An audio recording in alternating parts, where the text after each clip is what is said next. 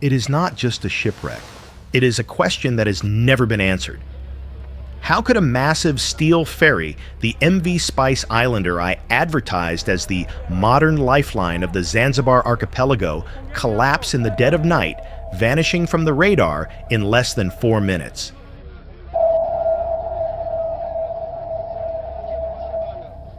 Why did a vessel designed to defy the violent currents of the Indian Ocean surrender not to a typhoon, but to the simple, silent, and crushing weight of greed?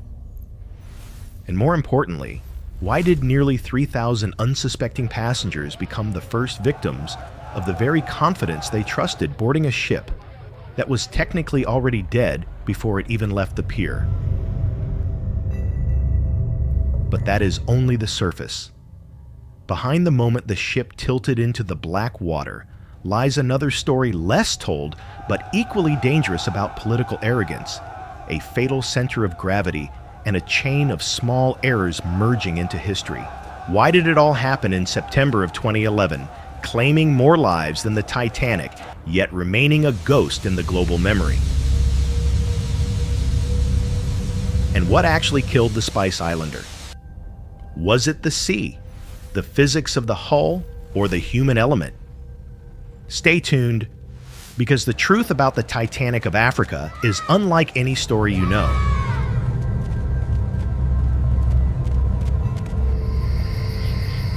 To understand the tragedy, you must first understand the seduction of the night. Stone Town, Zanzibar. On the evening of September 9th, 2011 did not look like the scene of a crime. It looked like a painting. The air was heavy and sweet, a thick perfume of roasted corn diesel fumes and the clove spices that gave these islands their name. It was the end of the holidays, a time of migration and return. The port was not just a transit hub, it was the beating heart of the archipelago electric, with the energy of 3,000 people desperate to get home to Pemba. Under the amber glow of the harbor lights, the MV Spice Islander, I sat at the pier looking less like a ferry and more like a floating city. To the families waiting on the dock, this ship was not a rusty vessel purchased secondhand. It was a steel chariot. It represented modernity, speed, and the promise of a reunion. The ticket prices were cheap, an irresistible invitation for the working-class students and traders who saw the massive white hull as a guarantee of safety.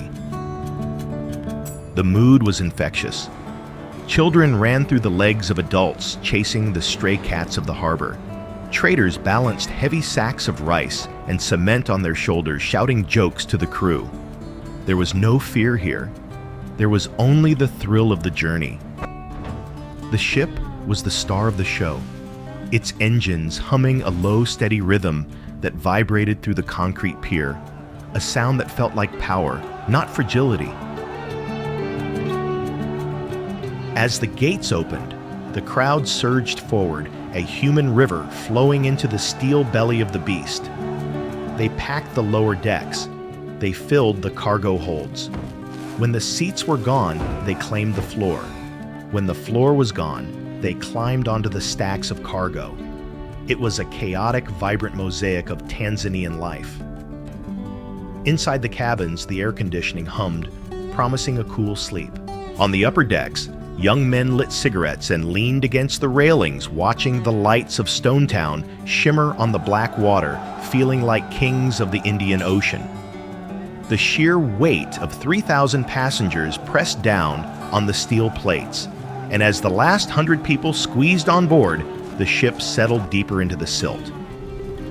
The waterline quietly vanishing beneath the surface, unnoticed by the captain who was too busy counting tickets to count the physics.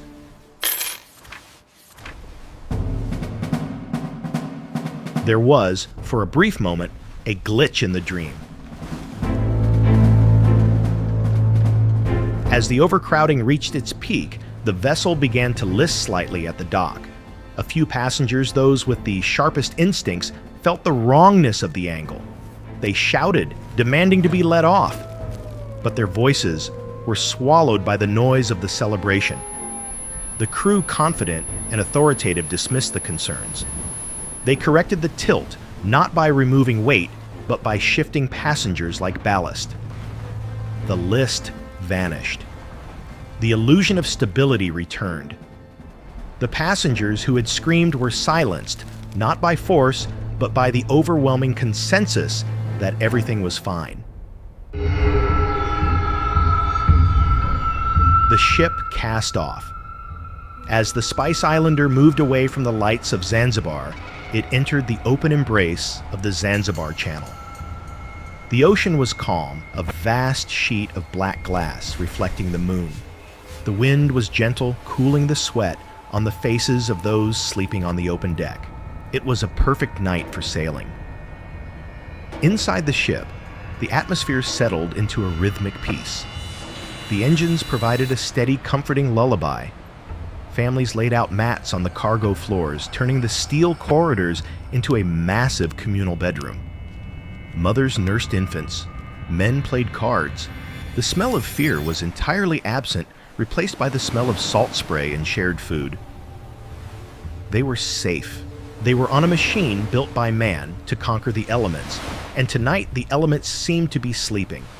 In the cargo hold, a heavy crate of construction material shifted 2 inches to the left, sliding across the slick metal floor, with a sound no louder than a cough, fundamentally altering the ship's center of gravity, while the passengers, sleeping on top of it, simply rolled over in their dreams.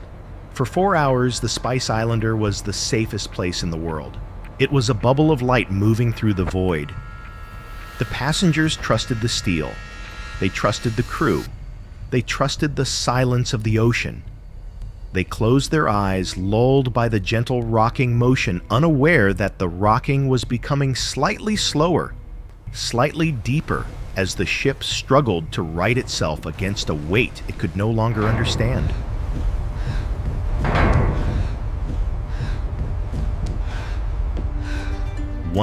A.m. The timeline of the world stops. We enter the timeline of the disaster. The wind picks up, cutting across the Nungwi Peninsula. The Spice Islander is no longer gliding, it is plowing. The rhythmic rocking motion changes.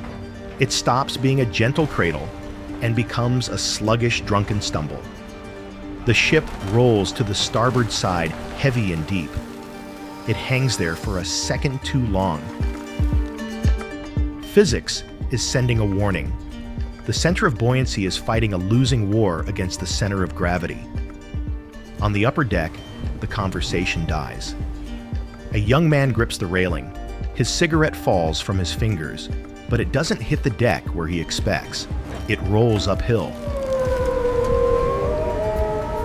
The horizon, once a flat, comforting line, is now a diagonal slash across the stars. The ship groans.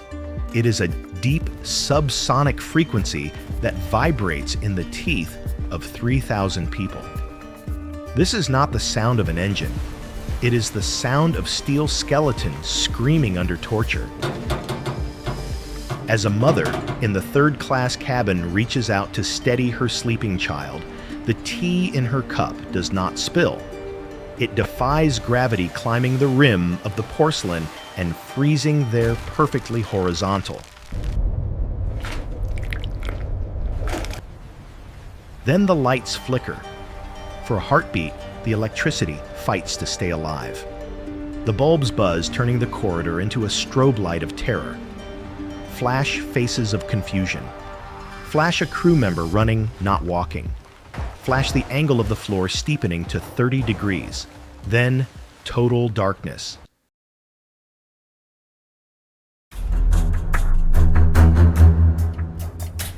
The breakdown of order is instantaneous.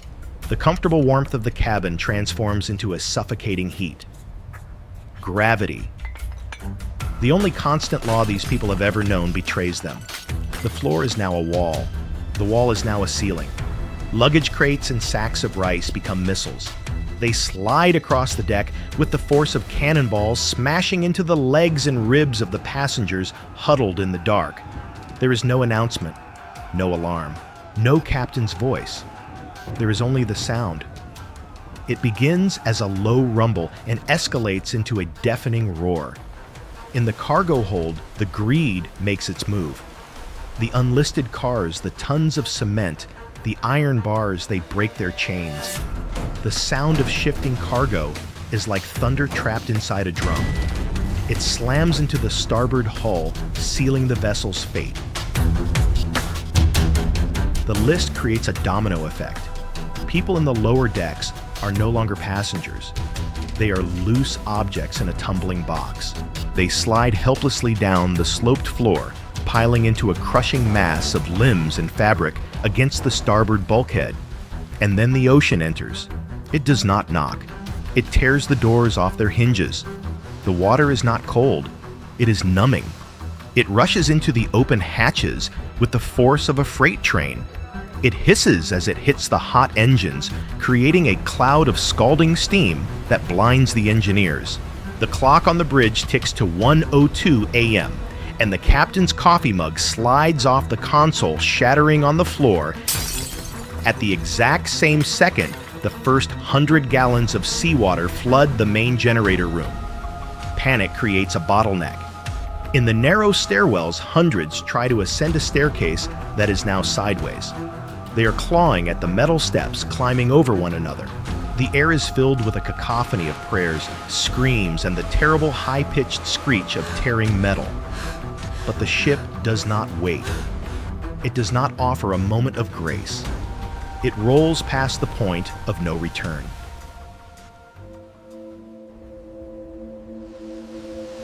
The Spice Islander capsizes. The sensation is vertigo on a massive scale.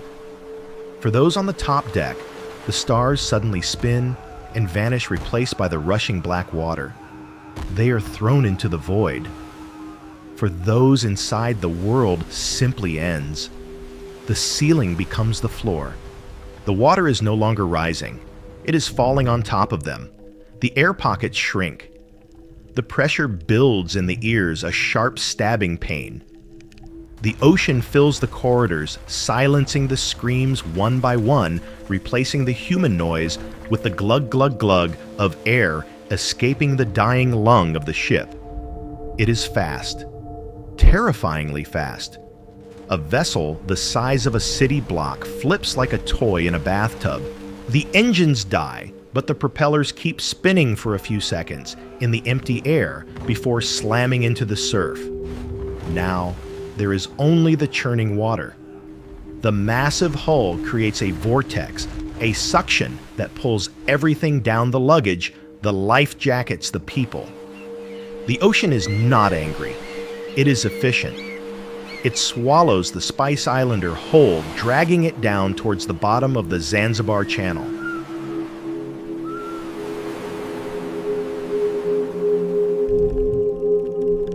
Above the surface, the silence returns, broken only by the gasping of the lucky few and the hissing of the white foam. Below the steel tomb begins its long, dark fall. Dawn broke over the Zanzibar Channel with a cruel golden indifference.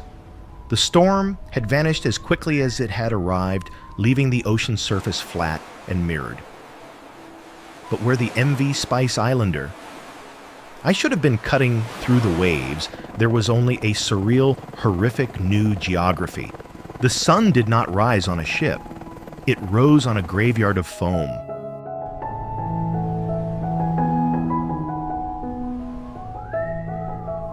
To the first rescue pilots flying overhead, the ocean looked as though it had been paved. Stretching for miles in every direction were thousands of colored mattresses. They bobbed in the gentle swell, a vast floating mosaic of yellow, blue, and green foam. These were the cargo, the cheap bedding intended for the markets of Pemba, now serving as the only tombstones for the passengers beneath them. It was a scene of haunting silence. The ocean had finished its work and was now resting. Among the field of mattresses, the debris told the story of the panicked final moments. Suitcases ripped open, plastic jerry cans, a wooden door torn from its hinges. And in the center of this debris field, the silence was broken by the sound of survivors clinging to the flotsam, their voices hoarse from hours of screaming into the dark.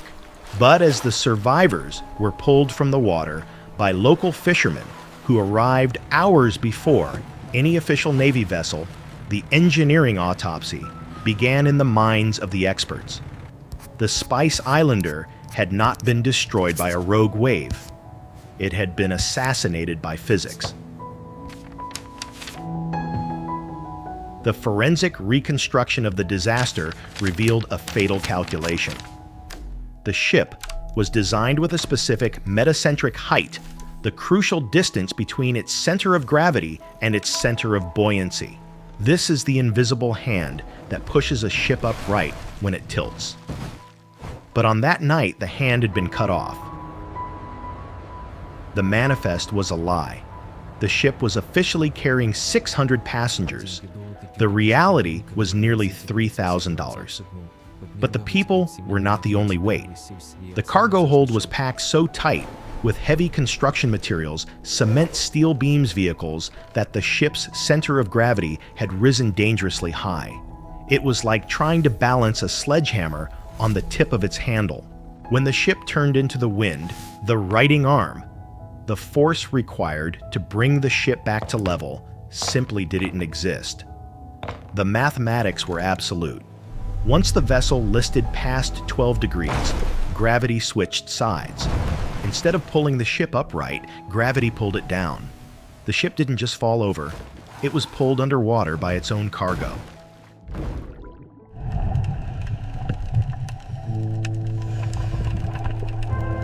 The rescue operation became a recovery mission. The magnitude of the loss was staggering. Official reports claimed around 200 deaths initially, but the floating mattresses told a different truth. Bodies washed up on the shores of Zanzibar for weeks. The final estimate settled at over 1,500 lives lost more than the Titanic. Yet there were no global telethons, no Hollywood movies, no international days of mourning. A single red sneaker floated alone in a patch of oil near the rescue boats, dry on the inside, turning slowly in the current as if looking for the foot that would never step into it again. The divers, who eventually went down to the wreck, found a scene that defied comprehension. The Spice Islander lay on its side in the deep darkness. It was not broken. It was intact. The lights were dead, the engines were cold, but the hull was whole. It was a perfect steel coffin, sealing hundreds of families inside the cargo hold where they had been sleeping. They never had a chance to wake up. They were prisoners of a machine that had been doomed by a signature on a clipboard miles away on dry land. The salvage was impossible. The depth was too great, the currents too strong. The ship remains there today, a massive steel monument to negligence resting on the ocean floor, while above it, the ferries continue to run, crossing the same stretch of water, carrying the same hopes and perhaps the same risks. The water closed over the Spice Islander, Rai, and then the world closed its eyes. In the history of maritime disasters, there is a cruel hierarchy. When the RMS Titanic sank in 1912, the world stopped because the victims were wealthy, famous, and powerful. It was a tragedy of the elite. But when the Spice Islander went down claiming more lives than the Titanic, the global reaction was a deafening whisper. Why? Because the victims were not tycoons or aristocrats. They were islanders. They were mothers returning from weddings, students carrying textbooks, and traders carrying sacks of flour. They paid a few dollars for a ticket, and in the eyes of the global media, the value of their lives was reflected in that price. This is the echo that lingers long after the screams have faded. The tragedy of the Spice Islander is not just about a ship that tipped over. It is about the banality of the evil that sank it. There was no iceberg. There was no torpedo. There was only a clipboard, a pen, and a decision to look the other way. the investigation faded into a fog of bureaucracy. The officials, who allowed a ship licensed for $600 to carry $3,000, were protected by the very system they abused. The ocean did not kill these people. The stamp of approval did. It was a massacre by negligence, a catastrophe authorized by the state. We often tell ourselves that technology has tamed the ocean. We believe that with radar GPS and satellite tracking, the era of mass casualties is over. The Spice Islander proves this is a lie. The ocean has not changed in 10,000 years. It is still the same cold, indifferent predator it was when the first wooden raft left the shore. It does not care about our technology. It only respects physics. And when we try to cheat physics for profit, when we stack cargo high to save a trip, when we squeeze one more passenger aboard to earn one more dollar, the ocean collects the debt. The ship is still down there. It lies in the darkness of the Zanzibar Channel, a steel catacomb slowly being consumed by rust and coral. The fish swim through the bridge where the captain once stood. The currents drift through the open cargo doors where the family slept. It has become part of the geography, a permanent scar on the seabed. But above the waves, the ferries still run. The queues at the port are still long. The pressure to make money is still high. The Spice Islander was not a freak accident. It was a symptom of a world that demands speed and cheapness at any cost. On the night of the anniversary, if you stand on the pier in Stonetown, you can still hear the wind singing through the wires. It sounds like a warning. As we look back at this forgotten Titanic, we must ask ourselves, what is the true price of a ticket? When safety is treated as a luxury rather than a right, the cost is not paid in currency. It is paid in breath.